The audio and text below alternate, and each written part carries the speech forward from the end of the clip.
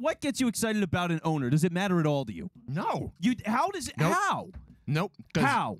The Sixers did it, and I didn't care. Okay, well then when they change all these different people in management, because the league comes to them in willy-nilly, it's just like, hey, you're going to get rid of Sam Hinkie now. Oh, here's Brian Colangelo. And then that fucks up, and then Elton Brand takes over, and that fucks up. I never and trusted, where are they now? And I never trusted that ownership group ever again. Okay.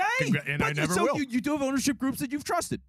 I mean, like, in terms of how far I can throw them, yes. Like, Yes. As a prime example, I trust Jeffrey Lurie to do the right thing for this organization, no matter if we disagree on the actual football operations part of it from a year-to-year basis. Yeah. I know they have done their best to create the best model possible for why we have A.J. Brown today, yes. Okay. They've proven it over and over again, and we set their fucking feet to the fire when they don't and bully them to do it. Okay. That's our job. That is and our it job. should be a principle in the country too, but that doesn't happen. That's a whole other podcast. But I feel as though we don't do that at all. We just that is a luxury of having a good owner here because he corrects pretty quickly. Okay. Unlike John Middleton, who's an idiot and will spend his fortune on perception, and that's pretty much it. So.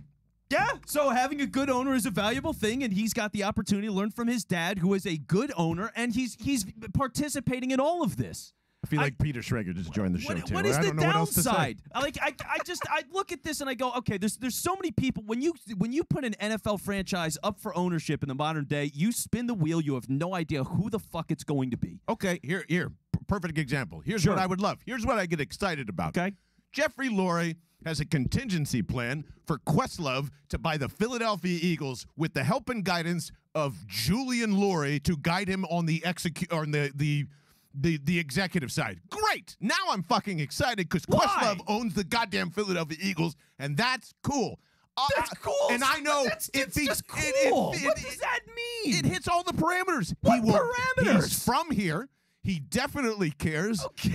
He's already won an Oscar. Get him a Super Bowl ring and get him in the game too. I want somebody that's an icon from Philadelphia to take over the team. That's somebody we love. Okay. That we should decide who the next owner is if that was ever a thing. That's what I would do. We're going to have a big Democratic election then, and I'm going to run for owner of the Philadelphia Eagles. Yes. Okay, we're the Green Bay Packers now. Do you want shareholder stakes? You got to have the money and the bread, but I'm just saying, like, hey, these are the people that are willing to buy. All right, yeah, what's There Meek has Mill to be- up to? there- exactly. So just because someone's a celebrity now, you're excited about them as an owner, but not somebody who actually is involved in the running of the team. I'm trying to make it so you're making it so like, hey, these owners have to care. So Yes. more than likely, a local representative from Philadelphia must be one of the next candidates that the city decides on. Oh, my God. Yes. I have a hard time hearing you because there's a hoagie in your mouth. Like come on, man. Come on. And to be able to learn front and center from a well-run front office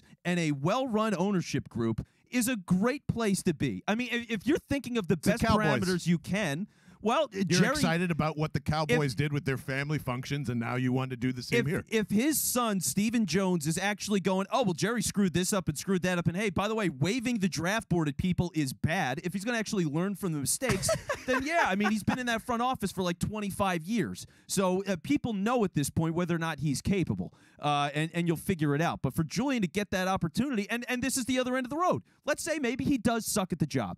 Maybe he's not any good at it. Right. Harvard educated. I don't care about that. I don't care where you went to school. It's are you smart or not, or are you smart? Are you willing to adapt? All those different kinds of things. So if he's bad at the job, is Lurie willing to say, yes, you're an owner, but in terms of your management of things, trusting your management more and instilling those qualities? Like he's dealt with these times where we talk about him over-infringing. Now maybe it seems that he's stepping back and it's King Howie again. Like figuring out all of that balance is important. Son, I've got some valuable lessons for you.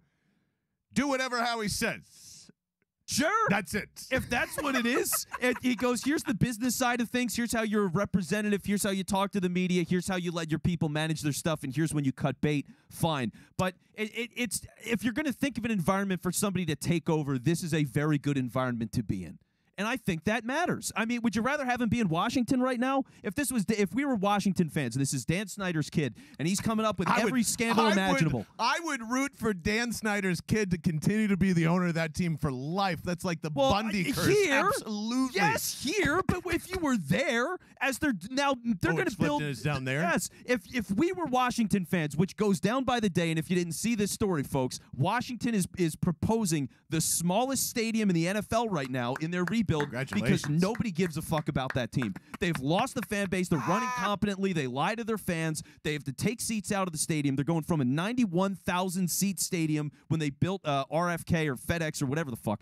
When they built that thing, it went from FedEx. It went for the RFK was the old one. It's a rust heap that sits there in the city for no reason. Yes. So they're going from 91,000 seats to 55 in the proposal in 25 years. I mean, that is a devastating decline for a franchise that can't win anything, doesn't go anywhere, hasn't won shit. That's ownership. I think circumstances matter for this. You hope for the best case scenario. If you put it out there for some owner to buy it, is it a Josh Harris situation again where a venture capital fund comes in and buys it?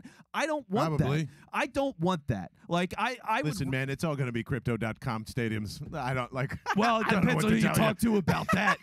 It's crypto and NFTs and whatever.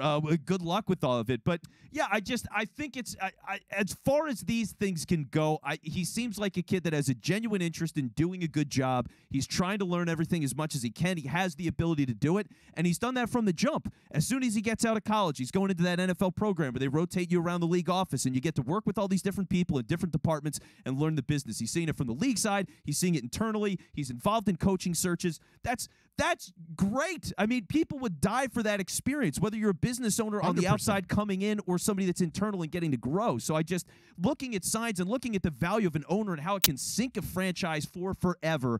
Al Davis, as much as he was great in the back end of his years, he was the reason they didn't win.